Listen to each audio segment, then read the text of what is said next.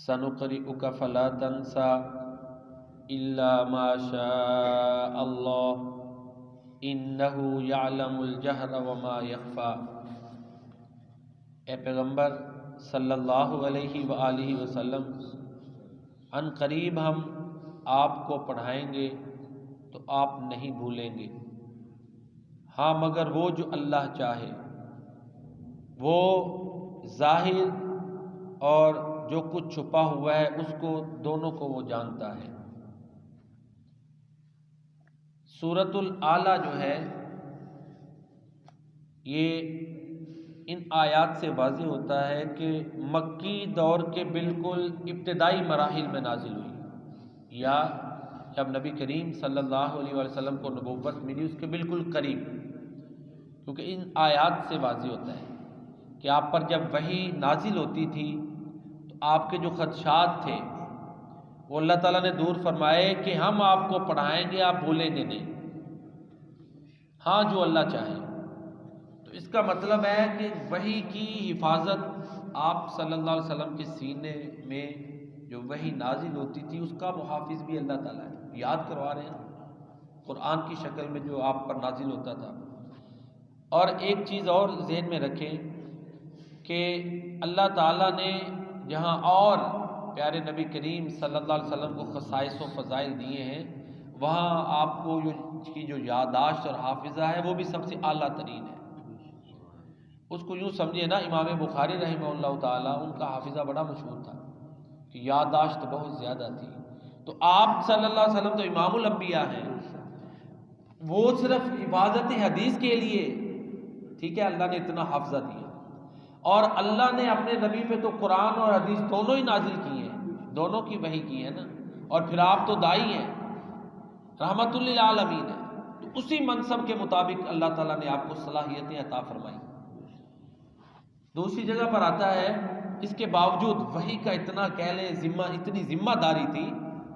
اتنی ذمہ داری کہ پھر بھی آپ کو یہ خدشات تھے کہ کہیں ایسا نہ ہو، اتنی ذمہ داری، کیونکہ یہ قرآن وہ کلام ہے کہ جس کو اٹھانے سے پہاڑ اور دوسری خلائق معذت کر بیٹھی۔ انا عرضنا الامانۃ علی السماوات والارض والجبال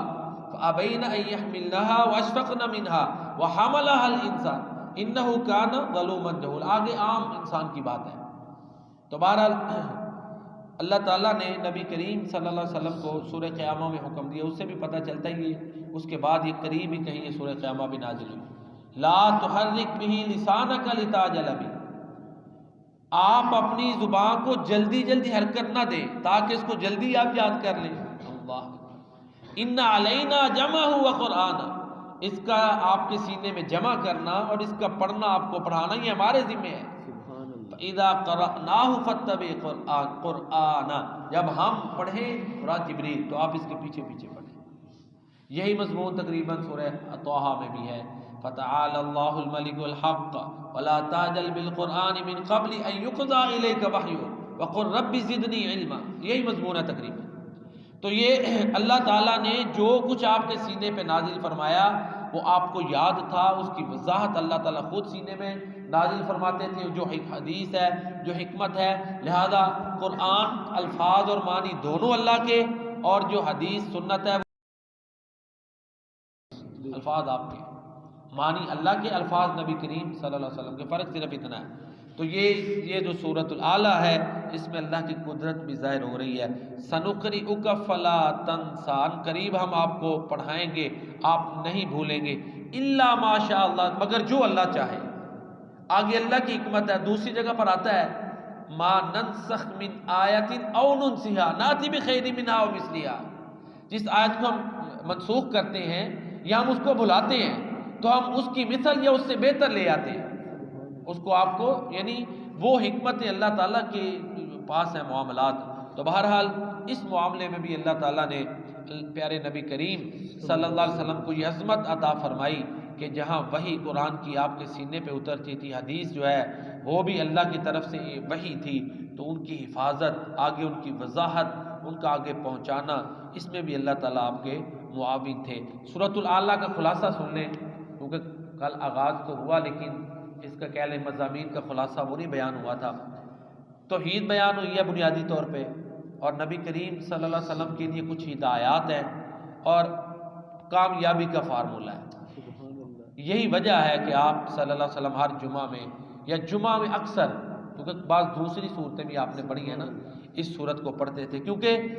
کامیابی کیا ہے وہ اس صورت میں بیان ہوئی ہے، قد افلح من تزکا وذکر اسم ربہ فصلی۔ تو چونکہ فلاح اور دو لفظوں میں بیان ہے، اس لیے بار بار آپ کو اس کو رپیٹ کرتے تھے کہ لوگ جو ہے اس سے کہیں غافل نہ ہو جائیں۔ یہ اس کا خلاصہ ہے، باقی انشاءاللہ اسی کی تفسیر جاری و ساری رہے گی بتوفیق اللہ تعالیٰ ہمیں قرآن کریم پڑھنے سمجھنے اور اس پر عمل کرنے کی توفیق عطا فرمائے۔ قرآن کریم کو اللہ تعالیٰ ہمارا سفارشی اور اس کو اللہ تعالیٰ ہمارے لیے